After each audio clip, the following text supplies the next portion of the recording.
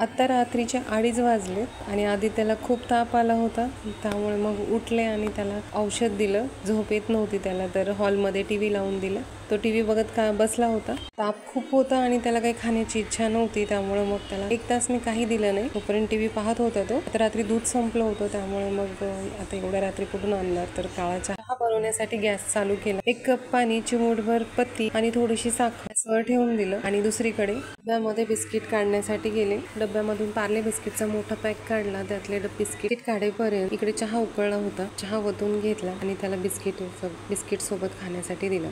त्याला काही खावंसं वाटत नव्हतं, पण म्हटलं झोप येत नव्हती अशी, थोडंसं काही खाल्लं तर झोप तरी येईल, म्हणून मग बळच त्याला खायला दिले. बिस्किट 2-4च खाल्ले. खाल्ल्यानंतर मात्र थोडंसं खेळू लागला, पण ताप काही उतरत नव्हता. त्याला डोक्यावर पट्ट्या वगैरे ठेवल्या. पुन्हा झोपला तो. झोपल्यानंतर मात्र सकाळी जेव्हा उठला त्यावेळेस परत ताप आला त्याला. मग पटकन तयार झालोत आणि 10 वाजता हॉस्पिटलला घेऊन गेलो. आधी त्याला दवाखान्यात घेऊन गेलो होतो आणि जवळपास 2 तास झाला आम्ही घरी आलो. घरी आल्यानंतर त्याला जेव वगैरे घातला. आता तो झोपलाय. डॉक्टरांनी औषध वगैरे जे आहेत ते चेंज करून दिलेत आणि सांगितलं की जर कमी नाही झालं तर मग पुढची ट्रीटमेंट आणखीन करावी लागेल. आता डॉक्टर जे सांगतात ते तर ऐकावं लागणारच आहे. तर तो आता झोपलाय आणि माझे कामं बरेच राहिलेत करायचे, जे की मी आता करून घेणार आहे. त्यात आधी आता हे घर जे आहे ते पूर्ण आवरून घेते. चला तर मग सुरू करूयात. त्याची तब्येत ठीक नव्हती म्हणून त्याच्याजवळच बसून होते. काहीच काम केलं नव्हतं. सगळे घर तसेच राहिले होते आवरायचे, जे की मी आता आवरून घेत आहे. औषध देऊन पण ताप कमी होत नव्हता, त्यामुळे मग त्याच्याजवळ बसून त्याच्या डोक्यावर पट्ट्या ठेवत होते आणि त्यामुळे त्याची ताप थोडी कमी झाली. दवाखान्यात जाईपर्यंत जास्त ताप वाढला नाही. व्हिडिओ 2-4 दिवसापूर्वीचा आहे. आत्ता सध्या त्याची तब्येत व्यवस्थित आहे. व्हिडिओ शूट करून ठेवला होता आणि अपलोड केला नव्हता, तर मी तो आत्ता अपलोड करत आहे. हॉस्पिटलमधला शॉर्ट व्हिडिओ मी अपलोड केला होता. त्यानंतर बरेच कमेंट्स येत होते आधी त्याच्या तब्येतीविषयी, म्हणून हा व्हिडिओ पोस्ट करत आहे. त्याच्या तब्येतीविषयी बऱ्याच जणांनी मला विचारलं, त्याबद्दल त्यांचे खूप खूप आभार. एका ताईचा कमेंट मला नेहमी असतो. त्या ताईंचं नाव मी तुम्हाला स्क्रीनवरती दाखवते. या ताईचा पण मला खूप सपोर्ट आहे आणि यांची प्रत्येक कमेंट मला खूप मोटिवेट करते. त्याबद्दल त्या ताईंचे खूप मनापासून आभार. हॉस्पिटलचा शॉर्ट व्हिडिओ अपलोड केल्यानंतर त्यांनी 2-4 वेळेस कमेंट करून मला विचारलं, त्याबद्दल मनापासून खूप खूप धन्यवाद. मधातलं सगळं आवरून झाल्यानंतर इकडे कपडे भिजवायला टाकले, कारण कपडे सुद्धा धुतलेले नव्हते. मग अशी सांगितल्याप्रमाणे माझे सगळे कामं तशीच राहिले होते. फरशी पुसण्यासाठी मॉप घेतला, त्याला व्यवस्थित स्वच्छ धुवून घेतला. गाव आहे आणि लाईट असते नसते, त्यामुळे मग इथे पाण्याचा एक्स्ट्रा स्टॉक म्हणून टाक्या भरून ठेवलेल्या आहेत. त्यातलंच पाणी यूज करते, कारण पाणी पण काढावं लागतं, बदलावं लागतं, नाही तर खराब होतं त्यातलं पाणी. आणि आता हे सगळं व्यवस्थित करून मधातलं झाडून घेण्यासाठी मी मधात आले.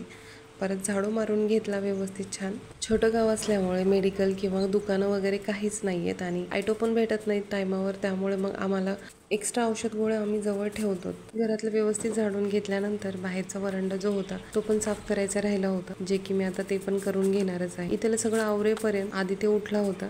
त्याला परत फ्रुट्स वगैरे कट करून दिले, त्याला औषधं वगैरे दिले त्याचे. परत मी बाहेर मग झाडण्यासाठी आले होते. म्हणजे तेवढी क्लिप एक मिस झाली. बाहेरचं पण झाडून काढलं. घरं पुसून घ्यायचे राहिले होते, ते आता घरं पुसून घेणार होते मी. घरात लहान मुलं असली की स्वच्छता ठेवणं म्हणजे खूप गरजेचं आहे आणि त्यातल्या त्यात तब्येत खराब असेल तर अजून जास्त काळजी घ्यावी लागते. पण कंटाळा आला होता, कारण रात्री 2:30 वाजल्यापासून मी पण जागी होते. फरशी पुसायला घेतली.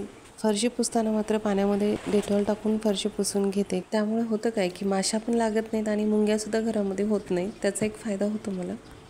आधी त्याची झोप पण झाली आणि त्याचा ताप पण उतरला होता. ताप उतरल्यामुळे थोडासा फ्रेश झाला तो. किचन आणि बेडरूम पण पुसून घेतला आणि बाहेरचं जे राहिलं होतं पुसायचं ते पण आता पुसून घेते. पुसून घेतल्यानंतर कपडे भिजवलेले होते, ते छान भिजले होते. मग कपडे धुवून घेतले. आपल्याला कपडे इथे वाळू घालत होते. उशीर जरी झाला तरी पण बाहेर भरपूर स्पेस आहे, छान हवा येते, त्यामुळे कपडे पण सुकून जातात लवकर. पाणी भरायचं राहिलं होतं म्हणून मोटर चालू केली, पाणी भरून घेतलं. बाहेरची सगळी कामं झाली होती. आता किचन आवरायचं राहिलं होतं. मध्ये जाऊन किचन व्यवस्थित आवरून घेतलं, कारण किचनमध्ये पण सगळा पसारा तसाच होता, जो की आता आवरून घेत आहे मी. आवरून घेतल्यानंतर मात्र व्यवस्थित फ्रेश झाल्यानंतर संध्याकाळच्या स्वयंपाकाला लगेच लागले. पथ्य पाणी सांगितलं होतं, त्यामुळे फक्त मुगाची डाळ खायला सांगितली होती. त्याप्रमाणे मग कुकरमध्ये मुगाची डाळ लावण्यासाठी घेतली. तिला व्यवस्थित असं स्वच्छ धुवून घेतलं. कुकरमध्ये डाळ लावते वेळेस त्यामध्ये पाणी, मीठ आणि एक टोमॅटो टाकला आणि त्याला गॅसवर ठेवलं. यांना मात्र रोज डाळ खाऊन कंटाळा आला होता, त्यामुळे मग घरामध्ये कद्दू होता, जो की मी किसून घेतला आणि यांच्यासाठी धपाटे बनवले. ते सगळ्यात आधी हिरवी मिरची, लसण आणि ओवा खलबत्त्यामध्ये व्यवस्थित बारीक करून घेतला. कद्दू जो होता तो व्यवस्थित असा किसून घेतला. त्यामध्ये लसूण मिरची बारीक केलेली टाकून घेतली, मीठ टाकून घेतले, हळद, धने पावडर, जिरे पावडर आणि थोडासा काळा मसाला, लाल तिखट टाकून घेतलं.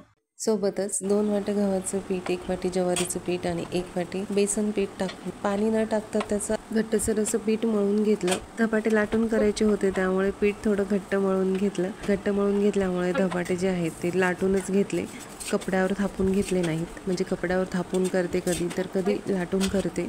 2-3 धपाटे बनवून घेतले आणि त्यानंतर मात्र थोडंसं चपाती बनवण्यासाठी पीठ मळून घेतलं.